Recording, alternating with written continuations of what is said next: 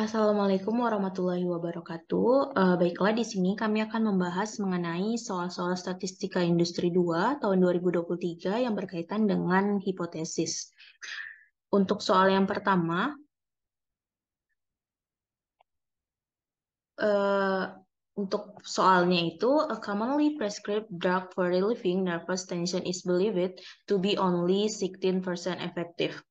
Experimental result with a new drug administered to a random sample of 100 adults who were suffering from nervous tension show that 17 received relief. Is this sufficient evidence to conclude that the new drug is superior to the one commonly prescribed? Use a 0.05 level of significance.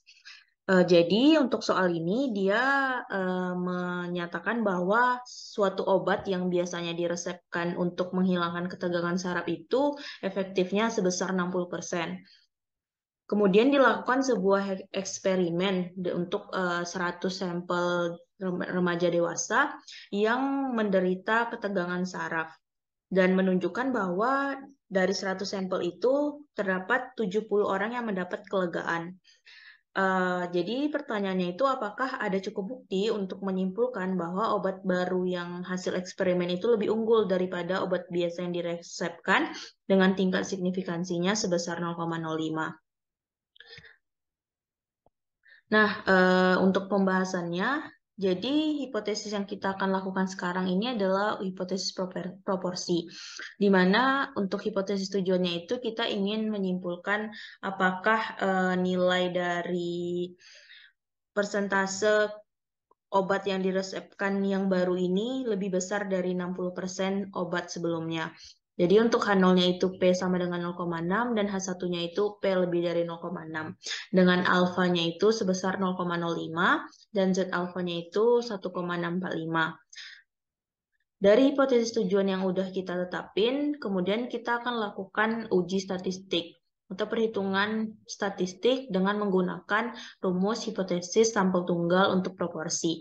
Sebelumnya kita cari dulu proporsi yang udah dari yang diketahui, di mana dari 100 sampel terdapat 70 yang merasa lega terhadap obat hasil eksperimen tersebut. Maka untuk proporsinya itu sebesar 0,7 hasil dari 70 dibagi 100 sampel tadi. Nah, untuk perhitungan Z statistiknya didapatkan dari rumus hipotesis sampel tunggal untuk proporsi, di mana rumusnya 0,7 dikurang 0,6 dibagi dari akar 0,6 dikali 0,4, di mana 0,4 ini adalah 1 dikurang 0,6 atau peluang kegagalannya. Dibagi dengan jumlah sampelnya itu 100, yang hasilnya itu sebesar 2,04 untuk Z statistiknya. Nah, untuk critical region-nya atau daerah kritisnya itu menolak H0 jika nilai Z statistiknya itu lebih dari Z alpha. Nah, keputusan yang kita ambil di sini karena nilai dari Z statistiknya 2,04 sedangkan Z alfanya 1,645, tentu saja kita menolak H0 karena dia lebih besar daripada Z alpha.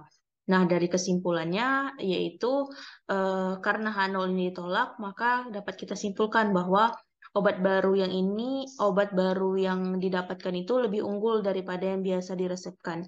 Sehingga tidak ada cukup bukti untuk mengatakan obat yang baru diresepkan ini lebih unggul sebesar 0,6, lebih dari 0,6 daripada obat yang eh, lama.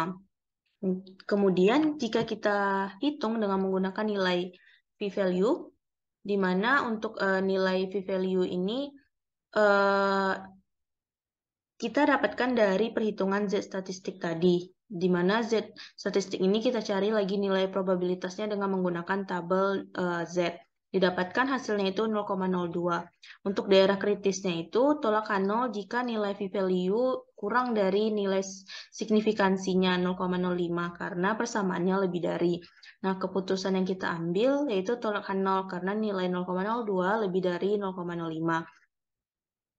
Dan kesimpulannya H0 ditolak, jadi dapat disimpulkan bahwa obat baru ini lebih unggul daripada yang biasa diresepkan. Nah, untuk soal yang kedua, a manufacturer of car batteries claims that the life of the company's batteries is approximately normally distributed with a standard deviation equal to 0.9 year.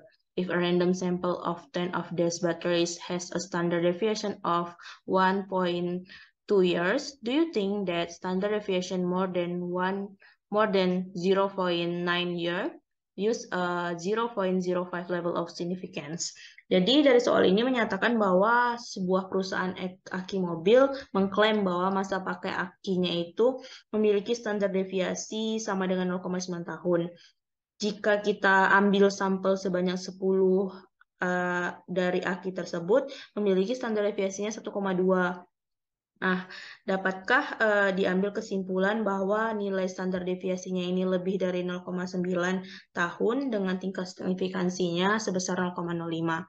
Nah, dari soal tadi, maka dapat kita cari nih pembahasannya itu berkaitan dengan hipotesis variansi tunggal, di mana untuk hipotesis tujuannya itu kita ingin mencari apakah nilai dari sampel atau variansinya itu lebih dari 0,9. Karena lebih dari 0,81 karena standar deviasinya tadi 0,9. Untuk mencari variansi, kita tinggal mengkuadratkan standar deviasi tadi sehingga hipotesisnya itu variansinya sama dengan 0,81 dan variansinya lebih dari 0,81 dengan alfanya 0,05. Nah, untuk daerah kritisnya itu nilai dari chi-square hitungnya itu lebih dari chi-square tabel. Nah, untuk mencari nilai dari chi-square tabel, kita dapat menggunakan tabel chi-square dengan nilai derajat kebebasan itu rumusnya n kurang 1, jadi 9. Pada tabelnya itu kita cari untuk nilai chi-square 0,05 dan V-nya 9, yaitu sebesar 16,919. Untuk mencari nilai chi-square hitungnya, itu kita gunakan rumus uji hipotesis variansi dengan rumus n kurang 1 dikali dengan standar variansi dibagi dengan variansi dari soal. Nah, hasil yang didapatkan itu sebesar 16. Dari hasil yang udah kita dapatkan, dapat kesimpulan bahwa nilai chi-square-nya ini lebih kecil daripada chi-square tabel. Maka keputusannya gagal tolak nol karena nilai chi-square hitungnya lebih kecil dari chi-square tabel tadi. Nah, dari kesimpulannya menyatakan bahwa tidak cukup bukti untuk menyatakan masa pakai aki perusahaan ini memiliki standar deviasinya lebih dari 0,9.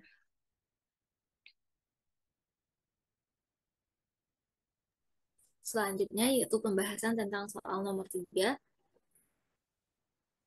dengan soal suatu pemungutan suara dilakukan antara penduduk kota dan penduduk kabupaten sekitarnya untuk menentukan apakah sebuah pabrik kimia yang diusulkan proposalnya harus dibangun.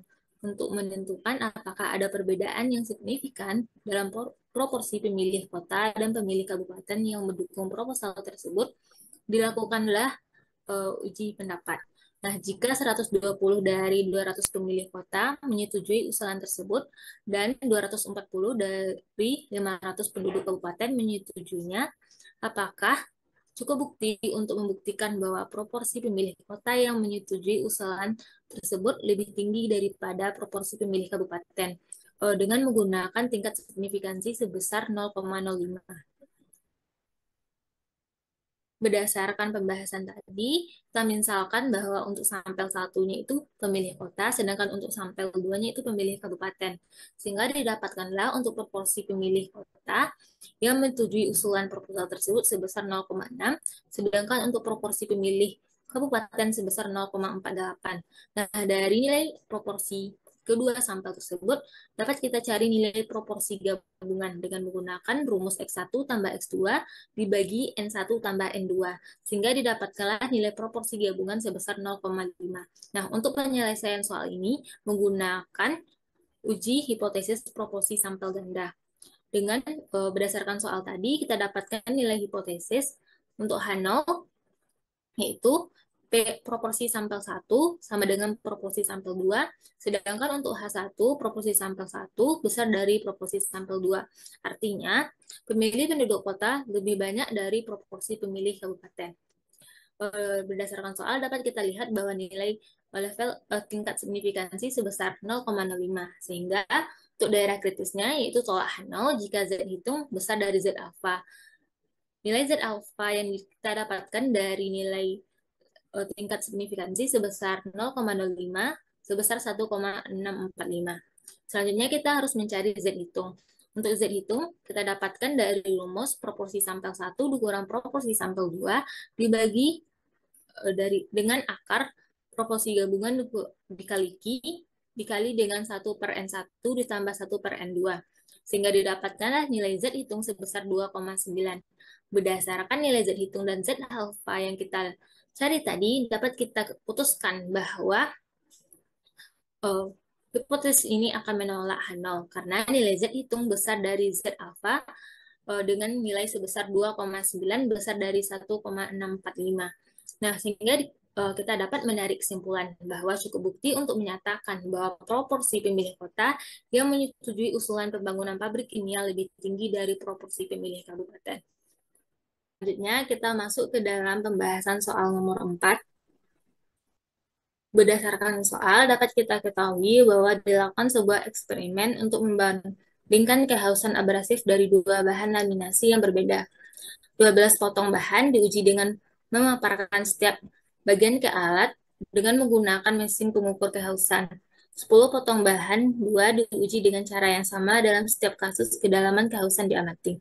Untuk sampel bahan 1 memberikan rata-rata kehausan 85 unit dengan standar deviasi sampel 4. Sedangkan sampel bahan 2 memberikan rata-rata 81 dan standar deviasi sampel 5. Berdasarkan pernyataan, bisakah kita tarik kesimpulan bahwa kehausan abrasif bahan 1 melebihi bahan 2 lebih dari 2 unit dengan menggunakan tingkat signifikansi sebesar 0,05. Untuk kasus ini kita asumsikan berdistribusi normal dengan variasi yang sama. Nah, dari soal dapat kita ketahui bahwa soal ini dapat kita selesaikan menggunakan hipotesis selisih mean populasi dengan standar deviasi tidak diketahui tapi memiliki varians yang sama. Di soal, hipotesis tujuan yaitu H0 kurang mu2 sama dengan 2 dengan H1 mu1 kurang mu2 besar dari 2. Untuk soal ini memiliki daerah kritis itu tolak H0 jika t statistik besar dari T alpha V. Dari soal dapat kita ketahui bahwa nilai D0 atau selisih dari mu1 dan mu2 sebesar 2. Dan T statistik yang kita dihitung menggunakan rumus X bar 1 dikurang X bar 2 dikurang D0 dibagi dari standar deviasi gabungan dikalikan dengan akar 1 dibagi sampel 1 dan 1 dibagi jumlah sampel 2. Untuk standar deviasi gabungan menggunakan rumus sampel 1 dikurang 1 dikali dengan standar deviasi sampel 1 atau varian sampel 1 yang ditambahkan dengan sampel 2 dikurang 1 dikalikan dengan variansi sampel 2 dibagi sampel 1 ditambah sampel 2 dikurang 2. Sehingga didapatkanlah nilai standar deviasi gabungan sebesar 4,48. Dengan menggunakan tingkat signifikansi sebesar 0,5 dan tingkat kebebasan yang didapatkan dari rumus sampel 1 ditambah sampel 2 dikurang 2 sama dengan 20 didapatkan T hitung alfa 0,05 dengan V20 sebesar 1,725. Untuk T statistik yang menggunakan rumus di atas dapatkan sebesar 1,043. Berdasarkan perhitungan nilai T statistik dan T alfanya dapat kita tarik kesimpulan bahwa keputusan bahwa gagal tolak H0 karena T statistik lebih kecil dari T alfa atau T alfa besar dari T statistik dengan nilai 1,725 besar dari 1,043. Sehingga didapatkanlah kesimpulan bahwa tidak ada cukup bukti untuk menyimpulkan pada tingkat signifikansi sebesar 0,05 bahwa kehausan abrasif dari bahan 1 melebihi bahan 2 sebanyak lebih dari 2 unit. Sekian pembahasan soal statistika 2. Apabila ada kesalahan, kami mohon maaf. Assalamualaikum warahmatullahi wabarakatuh.